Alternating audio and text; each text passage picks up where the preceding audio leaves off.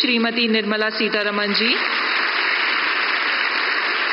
माननीय केंद्रीय वित्त राज्य मंत्री श्री पंकज चौधरी जी और डॉक्टर भगवत कराड़ जी, माननीय उप मुख्यमंत्री महाराष्ट्र श्री देवेंद्र फडणवीस जी और श्री अजीत पवार जी का, मंच पर उपस्थित आप सभी विद्वजन, गणमान्य और विशिष्ट अतिथियों का हार्दिक वंदन और सादर अभिनंदन। अब हम रिजर्व बैंक गवर्नर से आग्रह करते हैं कि वे कृपया रिजर्व बैंक की ओर से माननीय प्रधानमंत्री महोदय को इस अविस्मरणीय क्षण की स्मृति स्वरूप एक स्मृति चिन्ह भेंट करें।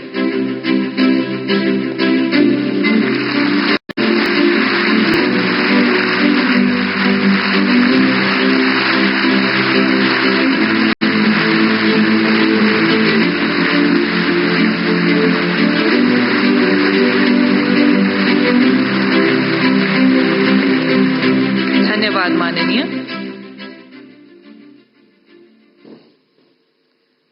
आज हम भारतीय रिजर्व बैंक के 9 दशकों की विलक्षण यात्रा के उत्सव को अविस्मरणीय बनाने हेतु यहाँ एकत्रित हुए हैं।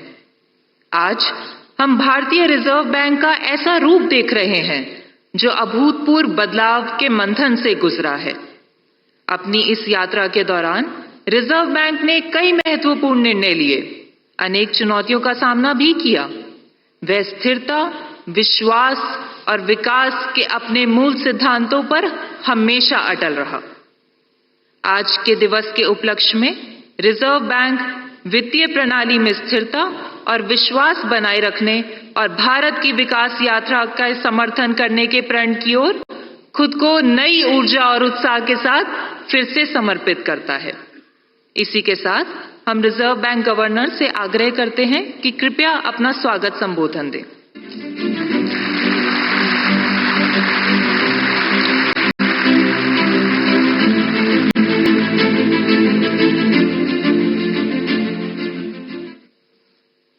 Honorable Prime Minister, Honorable Governor of Maharashtra, Honorable Chief Minister Maharashtra, Honorable Finance Minister, Honorable Union Ministers of State for Finance, Honorable Deputy Chief Ministers of Maharashtra, distinguished invitees, media representatives, and my colleagues from the Reserve Bank, both past and present.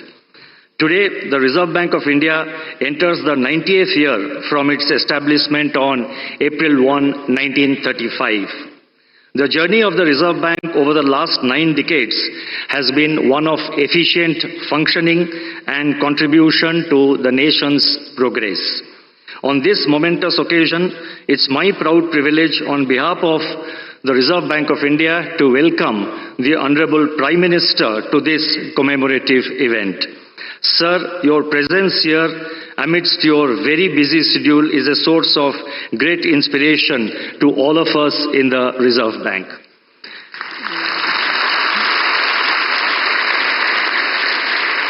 I also welcome the other dignitaries, the Governor Maharashtra, the Chief Minister Maharashtra, the Honorable Finance Minister, and other dignitaries on the dais to this event. Further, I welcome all distinguished dignitaries who are present here, all our invitees, and each one of you who has made it convenient to be here. The Reserve Bank's evolution as an institution has been closely intertwined with the development of the Indian economy. From being a central bank primarily concerned with allocation of scarce resources during the planning period, the Reserve Bank has transitioned into being an enabler for the market economy.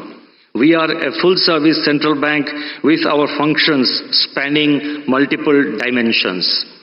It has been our endeavor to promote the financial sector, promote a financial sector that is robust, resilient, and future-ready. The path-breaking structural reforms, such as the enactment of the Insolvency and Bankruptcy Code and the adoption of flexible inflation targeting in the recent years, have helped us to deal with the challenges in the banking system and the task of maintaining price stability more effectively. Given the rapid changes taking place in today's world, especially in the areas of technology, innovation, business practices, and growing complexities in the financial sector, the Reserve Bank is constantly evaluating the emerging trends and taking necessary policy measures to remain in sync with the changing times. Our effort is to anticipate situations and take proactive measures.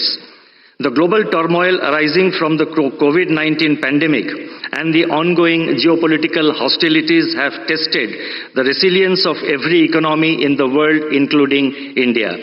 The well-calibrated and coordinated monetary and fiscal policies adopted in our country went a long way in shielding our economy from these shocks and helped us to emerge even stronger than before.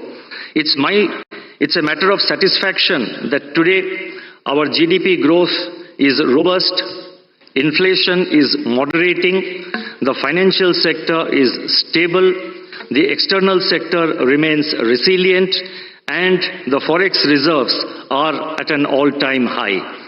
Over the years, the Reserve Bank has emerged as a symbol of stability, resilience, and commitment to the welfare of our citizens. This has been possible due to the contributions made by generations of the team RBI. As we move towards RBI at 100, the Reserve Bank remains focused on ensuring a stable and strong financial system that would act as a bedrock for our country's economic progress. With these words, let me once again welcome the Honorable Prime Minister and the other dignitaries present in the dais and each one of you who is present here in the audience to this commemorative event of 90 years of the Reserve Bank. Thank you. Namaskar.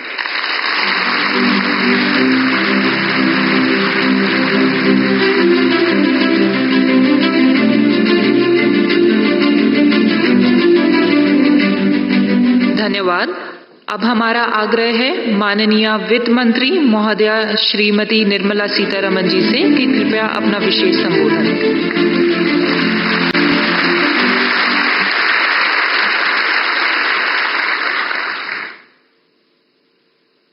Respected Prime Minister, Honorable Governor of Maharashtra, Chief Minister of Maharashtra, my colleagues in the Council of Ministers, Deputy Chief Ministers of Maharashtra, Governor Reserve Bank, all invited dignitaries, media, I'm here on a very happy occasion when today we mark the 90th anniversary of Reserve Bank of India. RBI, the Central Bank of India, has actually had a remarkable checkered history. It stands tall among its peers on several counts. Once in a century pandemic, the COVID, hit us. The RBI adopted and in fact deployed conventional and unconventional range of instruments to provide liquidity and to promote growth and to ensure financial stability. The two examples that I can cite and which can stand before as a classic example are the moratorium on loan repayments and also the liquidity infusion which happened during that time. Later came the Russia-Ukraine war. RBI's measures primarily aimed at two things. One, to address the inflation and the forex market's volatility. RBI, in fact, has been one of the earliest to recognize the non-transient nature of inflation. One of the few central banks, if I may say so, to front-load policy rate hikes in particular. Forex reserve management is also something on which we have this opportune moment to recall the work done by the RBI, building up reserves, including foreign exchange interventions. In the past few years, India's capacity to manage and also to take care of external imbalances and uncertainties have significantly improved purely because of the professional management of the RBI. Rupee has exhibited lower volatility and orderly movements is what we notice of the rupee, and they are in relative terms to the rest of its peers. Managing India's banks is something which I'll recall at this time. A decade ago, balance sheet problem, today is a balance sheet advantage, and that advantage accrues to our economy. Collaborative effort of the Government of India and RBI, the asset quality management, prompt corrective action framework are all great functions well carried out by our true regulator of the banks, Reserve Bank of India. Fiscal and monetary policy coordination. As always, the Government of India is one of the governments, like very many others, and RBI manages its debt, which is very important for government. Inflation management, despite monetary tightening pressures and the measures which have been taken for monetary tightening, has stabilized the G-Sec yields, which is very important for the economy. The stability in G-Sec markets has contributed to overall financial market resilience and investor confidence in the Indian economy. Lastly, the Bank of International Settlements, BIS, has mentioned significant role played by RBI in a very unconventional point. RBI's role in anchoring inflation expectations using communication policy is significant, is what the BIS has said. And I'm sure not one in this audience would disagree with that. Apart from forward guidance, it was used for explaining the rationale. The policy of communication management has been used for explaining the rationale for the measures taken by the RBI. Thus, in the economy, confidence was built, and then optimism, if I can say so, optimism has been held up even during pandemic, held high and never let down. So optimism building is a very beautiful function which the RBI during crisis time has handled, because it adopted this unconventional instrument of communication with the people. And final word, institutional integrity is something which I would credit the RBI, and among very many central banks, India's RBI, for its institutional credibility, needs a big applause in the 90th anniversary. Thank you very much.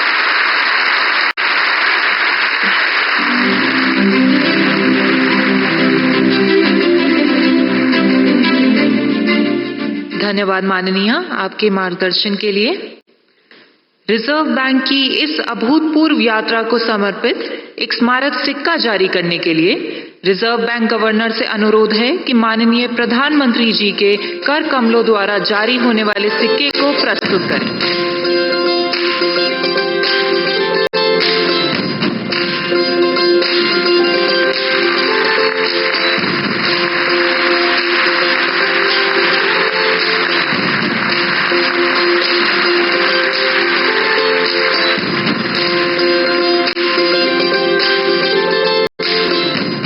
बहुत बहुत धन्यवाद माननीय। आज हम एक ऐसे ऐतिहासिक क्षण के साक्षी बन रहे हैं जहां हम भारतीय रिजर्व बैंक के 9 दशकों की यात्रा को मना रहे हैं, जिसमें रिजर्व बैंक ने कई नई कार्य प्रणालियों की शुरुआत की और कई पुराने कार्यों में नवीनता लाई है। आइए देखते हैं इस यात्रा को दर्शाते हुए एक लघु film.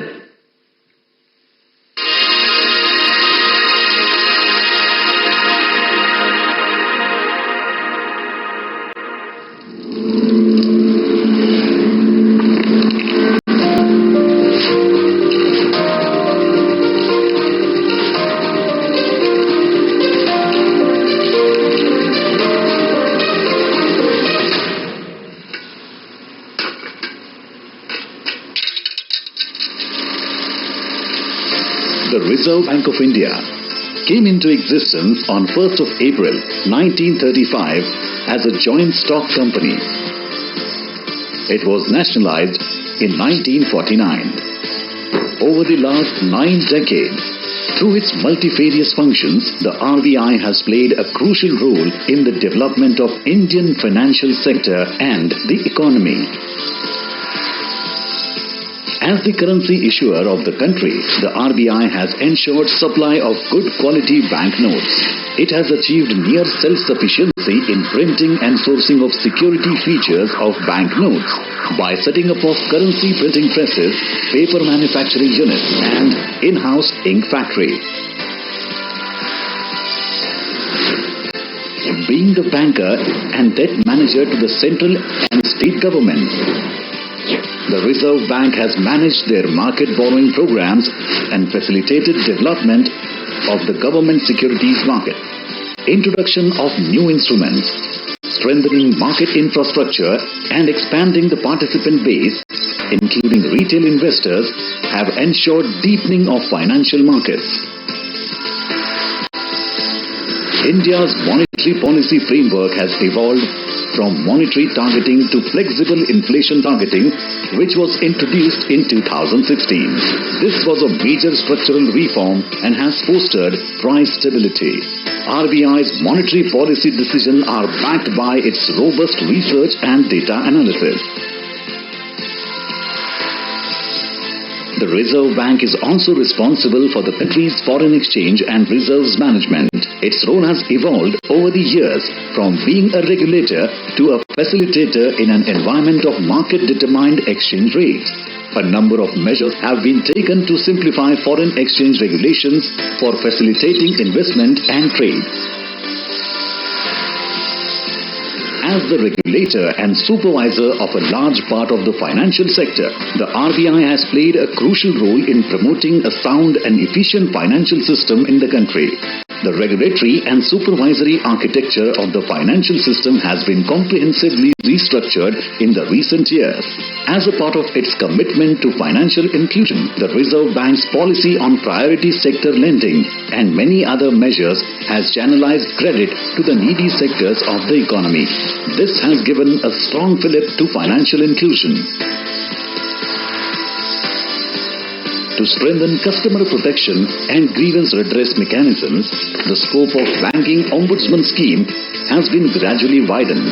The Reserve Bank Integrated Ombudsman Scheme embodies the One Nation, One Ombudsman approach. India now has state-of-the-art payment systems that are affordable, accessible, convenient, safe and secure. The country has acquired a leadership position in digital payments landscape. As a regulator of the payment system, the RBI has played a significant role on making this possible.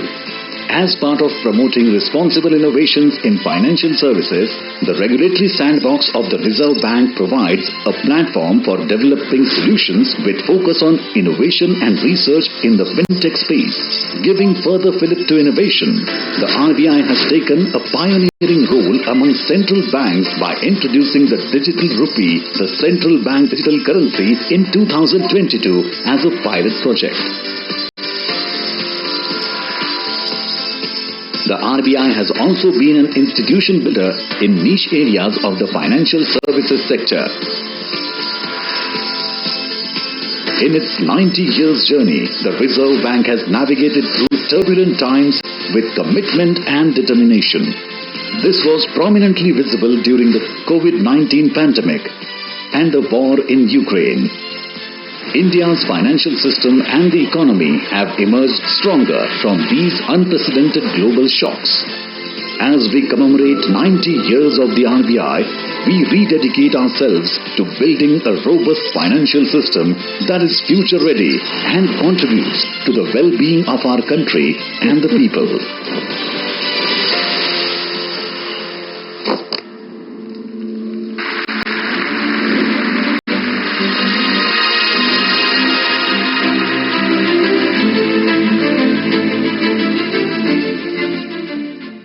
अब हम माननीय प्रधानमंत्री जी से निवेदन करते हैं कि कृपया इस सम्मेलन को संबोधित करें, हमें प्रेरणा दें, हमारा मार्गदर्शन करें।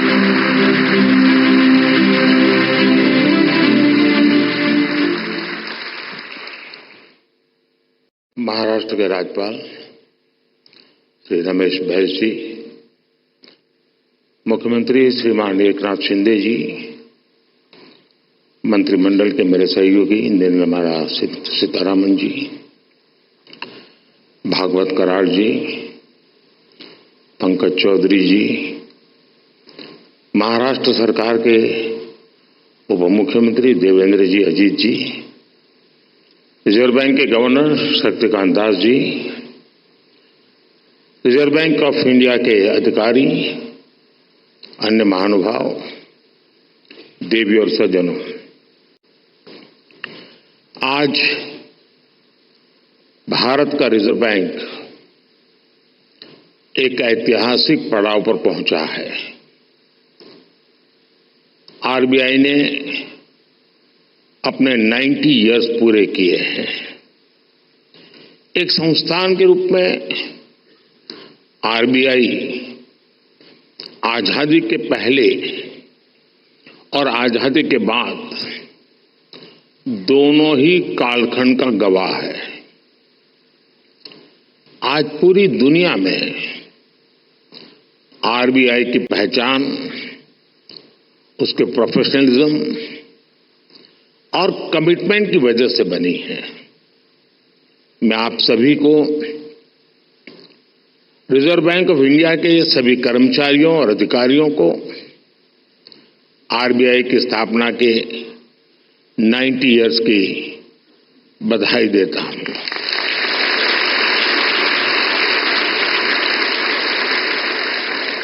और इस समय जो लोग आरबीआई से जुड़े हैं उन्हें मैं बहुत सौभाग्यशाली मानता हूं।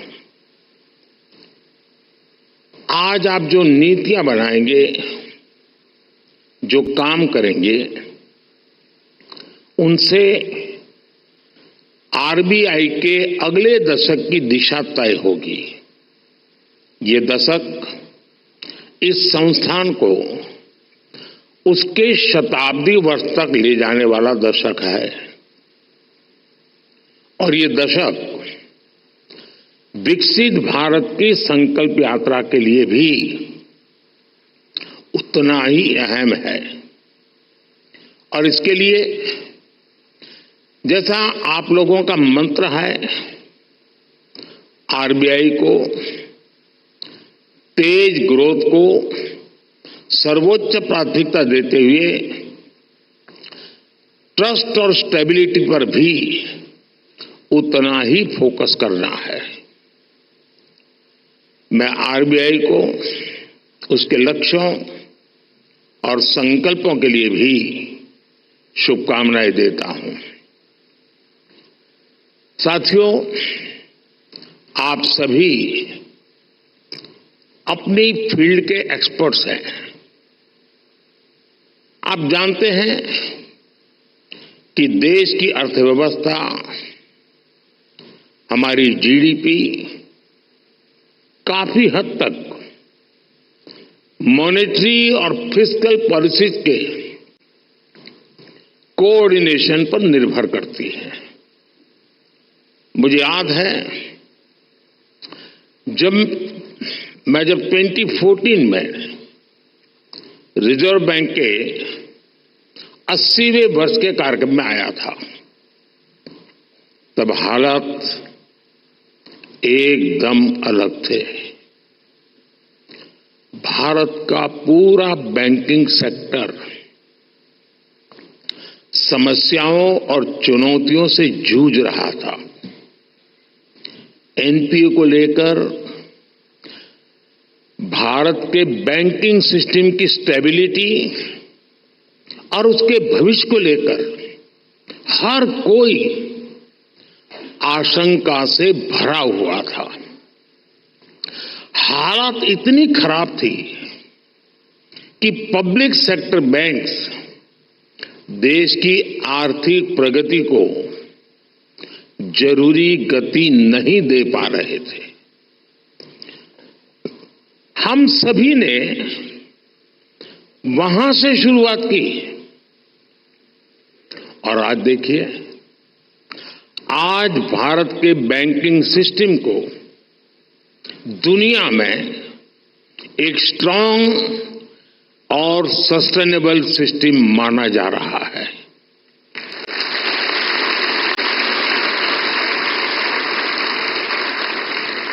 जो बैंकिंग सिस्टम कभी डूबने की कगार पर था, वो बैंकिंग सिस्टम अब प्रॉफिट में आ गया है और क्रेडिट में रिकॉर्ड वृद्धि दिखा रहा है। फ्रेंड्स,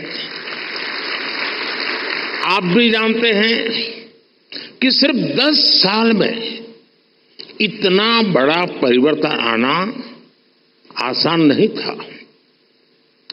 ये बदलाव इसलिए आया क्योंकि हमारी नीति, नियत और निर्णयों में स्पष्टता थी। ये बदलाव इसलिए आया क्योंकि हमारे प्रयासों में दृढ़ता थी, ईमानदारी थी। आज देश देख रहा है, जब नीयत सही होती है तो नीति सही होती है।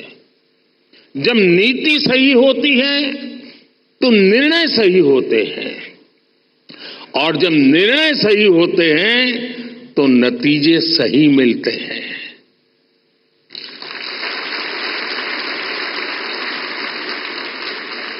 इन शॉर्ट, मैं यही कहना चाहता हूं, नियत सही तो नतीजे सही।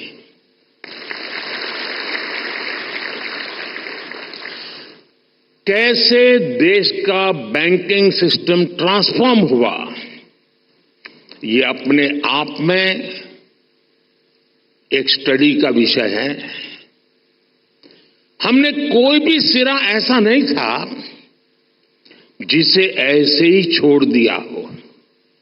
हमारी सरकार ने रिकॉग्निशन, रिजोल्यूशन और रिकैपिटलाइजेशन की रणनीति पर काम किया। पब्लिक सेक्टर बैंक की हालात सुधारने के लिए सरकार ने करीब 3.5 लाख करोड़ का कैपिटल इन्फ्यूजन किया और साथ ही गवर्नेंस संबंधी कई रिफॉर्म्स भी किए।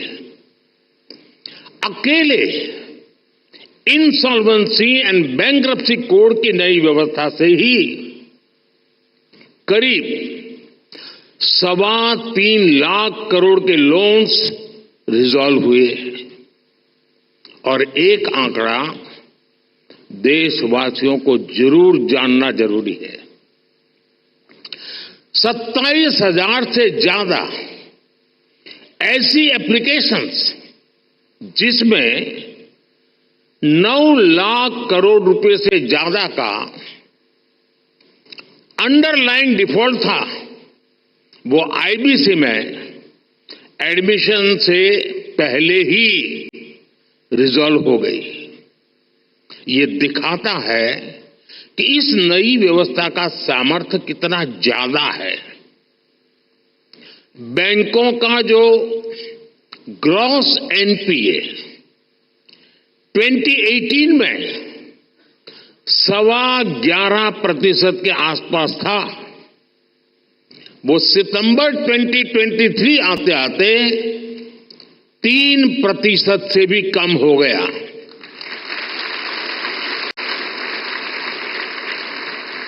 आज ट्विन बैलेंस शीट की समस्या अतीत का हिस्सा हो चुकी है। आज बैंक की क्रेडिट ग्रोथ 15% तक हो गई है और मैं इन सभी उपलब्धियों में आरबीआई की सहभागीदारी और प्रयासों की भी बहुत बड़ी भूमिका रही है और वो बधाई के पात्र हैं। साथियों, आरबीआई जैसे संस्थान के बारे में चर्चा अक्सर फाइनेंशियल डेफिनेशन और कठिन टर्मिनोलॉजीज तक ही सीमित रह जाती है। आपका कार्य जितना जटिल है उसमें यह स्वाभाविक भी है, लेकिन आप जो काम करते हैं उससे देश के सामान्य मानव का जीवन सीधे तौर पर प्रभावित होता है।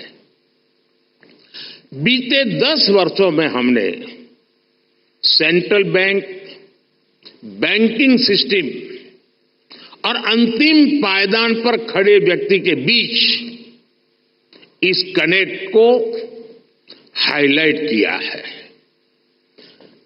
गरीबों का फाइनेंशियल इंक्लूजन आज इसका बहुत बड़ा उदाहरण है। आज देश में 52 करोड़ जनधन खाते हैं।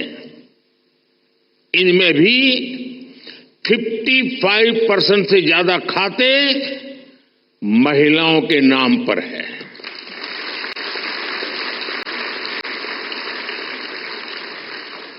इसी फाइनेंशियल इंक्लूजन का प्रभाव आप एग्रीकल्चर और फिशरीज जैसे सेक्टर्स में भी देख सकते हैं। आज 7 करोड़ से ज्यादा फार्मर्स, फिशरमैन और पशुपालक के पास किसान क्रेडिट कार्ड हैं। इससे हमारी रूरल इकोनॉमी को एक बहुत बड़ा पुश मिला है।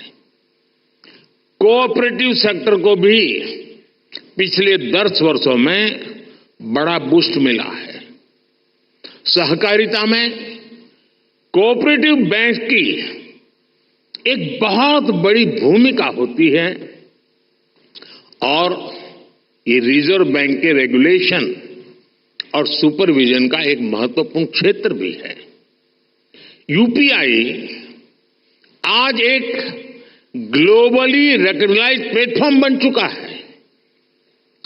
इस पर हर महीने 1200 करोड़ से ज्यादा ट्रांजैक्शन हो रहे हैं। अभी आप लोग सेंट्रल बैंक डिजिटल करेंसी पर भी काम कर रहे हैं। यानी पिछले 10 वर्षों में हुए ट्रांसफॉर्मेशन की एक तस्वीर ये भी है। एक दशक के भीतर ही हम पूरी तरह से एक नई बैंकिंग व्यवस्था, एक नई अर्थव्यवस्था और नए करेंसी एक्सपीरियंस में प्रवेश कर चुके हैं। और जैसा मैंने पहले कहा है, पिछले 10 साल में जो हुआ वो तो सिर्फ ट्रेलर है।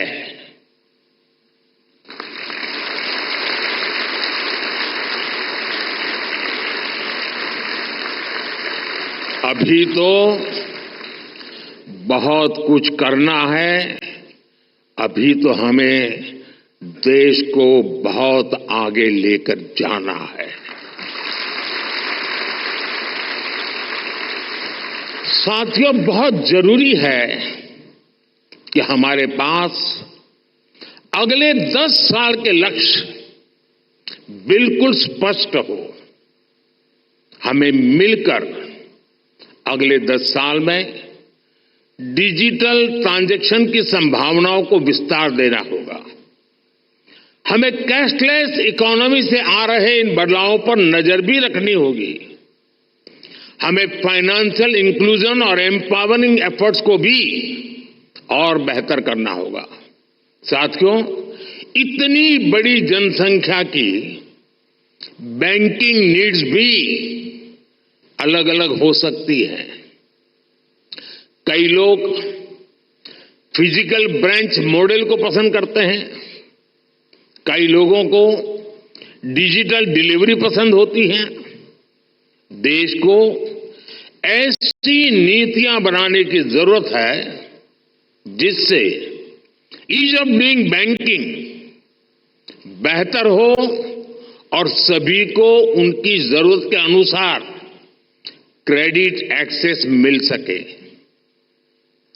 डीपीआई के क्षेत्र में भारत को अग्रणी बनाने के लिए हमें आर्टिफिशियल इंटेलिजेंस, मशीन लर्निंग की निरंतर मदद लेनी चाहिए। भारत की प्रगति तेज गति से हो, इंक्लूसिव हो, सस्टेनेबल हो, इसके लिए रिजर्व बैंक को लगातार कदम उठाते रहने होंगे। एक रेगुलेटर के तौर पर आरबीआई ने बैंकिंग सेक्टर में रूल बेस्ड डिसिप्लिन और फाइनेंशियली प्रूडेंशियल प्रैक्टिसेस को सुनिश्चित कराया है, लेकिन इसके साथ ही ये भी आवश्यक है कि आरबीआई विभिन्न सेक्टर्स की भविष्य की जरूरतों का आकलन करते हुए अभी से तैयारी करे, बैंकों को प्रोत्साहित करे, प्रोएक्टिव कदम उठाए। मैं आपको विश्वास दिलाता हूं कि सरकार आपके साथ है।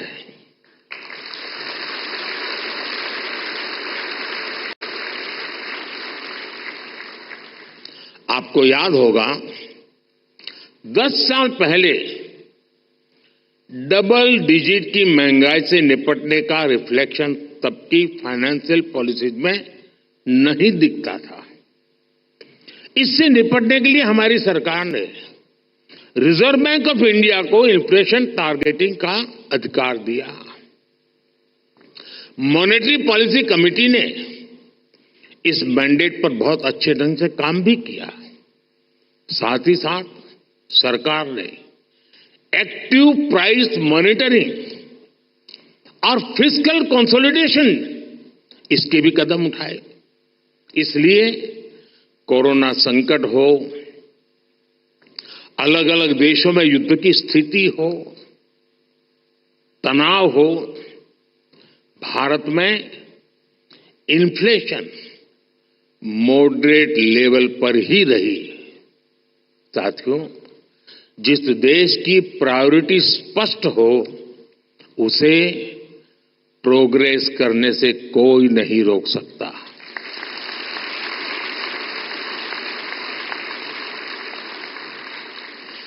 हमने कोरोना के दौरान फाइनेंशियल प्रूडेंस की चिंता भी की और सामान्य नागरिक के जीवन को भी सर्वोच्च प्राथमिकता दी। यही वजह है कि भारत का गरीब, भारत का मिडिल क्लास उस आपदा से उबरकर अब अर्थव्यवस्था को गति दे रहा है।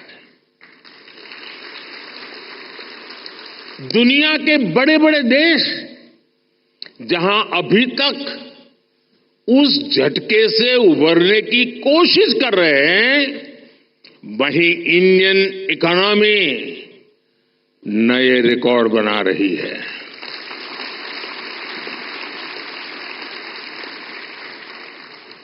भारत की सफलता को आरबीआई वैश्विक स्तर पर ले जा सकता है।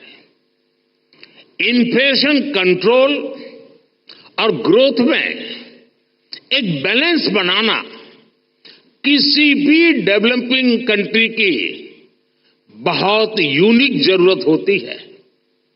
इससे निपटने के लिए कौन कौन से मॉनेटरी टूल्स हो सकते हैं, इसके बारे में सोचना बहुत आवश्यक है। आरबीआई इसके लिए एक मॉडल बनकर ग्लोबल लीडरशिप की भूमिका निभा सकता है। और ये बात मैं 10 साल के अनुभव के बाद कहता हूं, और ये बात दुनिया को निकट से जानने समझने के बाद कह रहा हूं। और इससे पूरे ग्लोबल साउथ को बहुत बड़ी मदद मिल सकती है। फ्रेंड्स, अगले 10 साल के टारगेट तो तय करते हुए हमें एक बात और ध्यान रखनी है, वो है भारत के युवाओं की एस्पिरेशंस। भारत आज दुनिया के सबसे युवा देशों में से एक है। इस युवा एस्पिरेशंस को पूरा करने में आरबीआई का अहम रोल है। बीते 10 साल में सरकार की पॉलिसीज की वजह से नए नए सेक्टर्स बने हैं। इन सेक्टर्स में देश के युवाओं को नए अवसर मिल रहे हैं। आप देखिए, आज ग्रीन एनर्जी जैसे उभरते हुए क्षेत्रों का विस्तार हो रहा है। सरकार सोलर एनर्जी और ग्रीन हाइड्रोजन जैसे सेक्टर्स को प्रमोट कर रही है। आज देश में इथेनॉल ब्लेंडिंग को लगातार बढ़ाया गया है। डिजिटल टेक्नोलॉजी में आज भारत एक प्राइम प्लेयर बनकर उभरा है। हमने स्वदेशी 5G टेक्नोलॉजी पर काम किया है। डिफेंस सेक्टर हम बड़े एक्सपोर्टर की भूमिका में आ रहे हैं। एमएसएमई पूरी भारतीय अर्थव्यवस्था और मैन्युफैक्चरिंग सेक्टर की बैकबोन जैसे हैं। ऐसे सारे सेक्टर्स में अलग अलग तरीके के कर्ज की जरूरत होती है। कोरोना के समय हमने एमएसएमई सेक्टर के लिए जो क्रेडिट गारंटी स्कीम बनाई, उसने इस सेक्टर को बहुत बड़ी शक्ति दी थी। रिजर्व बैंक को भी आगे out of the box policies के बारे में सोचना होगा। और मैंने देखा है हमारे शक्तिकांत जी आउट ऑफ बॉक्स सोचने में माहिर है।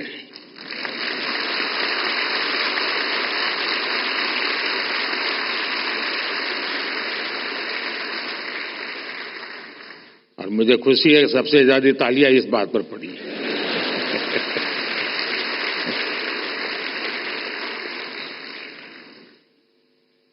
विशेषकर नए सेक्टर्स में हमारे युवाओं को पर्याप्त क्रेडिट अवेलेबिलिटी मिले, ये सुनिश्चित किया जाना बहुत जरूरी है। साथियों, 21वीं सदी में इनोवेशन का बहुत महत्व रहने वाला है। सरकार इनोवेशन पर रिकॉर्ड इन्वेस्ट कर रही है। आपने देखा है, अभी अभी हमने जो इंटरिम बजट दिया, उसमें इनोवेशन के लिए 1 लाख करोड़ रुपए का रिसर्च फंड भी बनाया है। कटिंग एज टेक्नोलॉजी पर जो प्रपोजल आएंगे, जो लोग इस क्षेत्र में काम करना चाहते हैं, हम उनके लिए कैसे प्रिपेयर हो, ये सोचना बहुत आवश्यक है। और आरबीआई को अभी से सोचना चाहिए कि वो कैसे उनकी मदद करेगा।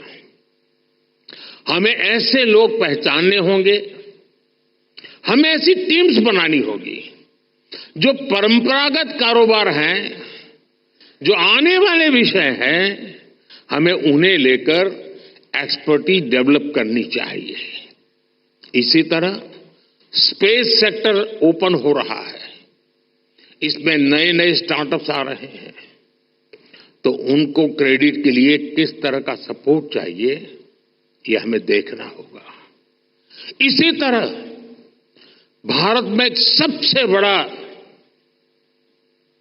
क्षेत्र नया पूरी ताकत के साथ आ रहा है, वो है टूरिज्म सेक्टर। टूरिज्म सेक्टर भी बढ़ रहा है और पूरी दुनिया भारत आना चाहती है, भारत देखना चाहती है, भारत समझना चाहती है। अभी कहीं मैंने पढ़ा था, जो ये टूरिज्म के एक्सपर्ट होते हैं, उनका कहा है कि आने वाले वर्षों में रिलीजियस टूरिज्म में दुनिया का सबसे बड़ा कैपिटल अयोध्या बनने वाला है।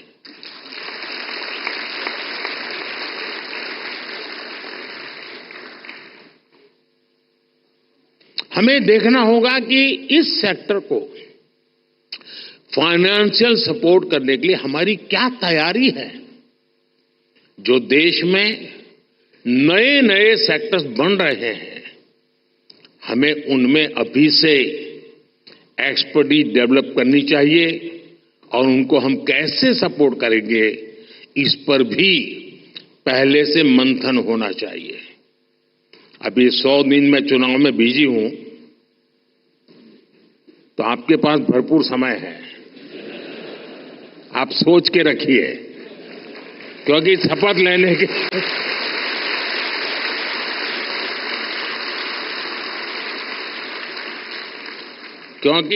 लेने के दूसरे दिन ही धमाधम काम आने वाला है। तो हम लोगों ने फाइनेंशियल इंक्लूजन पर बहुत काम किया है, डिजिटल पेमेंट पर बहुत काम किया है। इससे हमारे छोटे बिजनेस की, रेहड़ी पटरी वालों की फाइनेंशियल कैपेसिटी अब ट्रांसपेरेंटली दिखाई देने लगी है।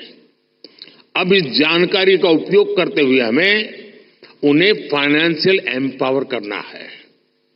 फ्रेंड्स, हमें मिलकर अगले 10 वर्षों में एक और बड़ा काम करना है। हमें भारत की आर्थिक आत्मनिर्भरता को बढ़ाना है। हमें कोशिश करनी है कि हमारी इकोनॉमी दुनिया के संकटों से कम प्रभावित हो। आज भारत ग्लोबल जीडीपी ग्रोथ में 15% के साथ ग्लोबल ग्रोथ का इंजन बन रहा है। इन स्थितियों में ये प्रयास होना चाहिए कि हमारा रुपया पूरी दुनिया में ज्यादा एक्सेसिबल भी हो, एक्सेप्टेबल भी हो। एक और ट्रेंड जो बीते कुछ वर्षों में पूरी दुनिया में देखने को मिला है, वो है बहुत ज्यादा आर्थिक विस्तार और बढ़ता हुआ कर्ज।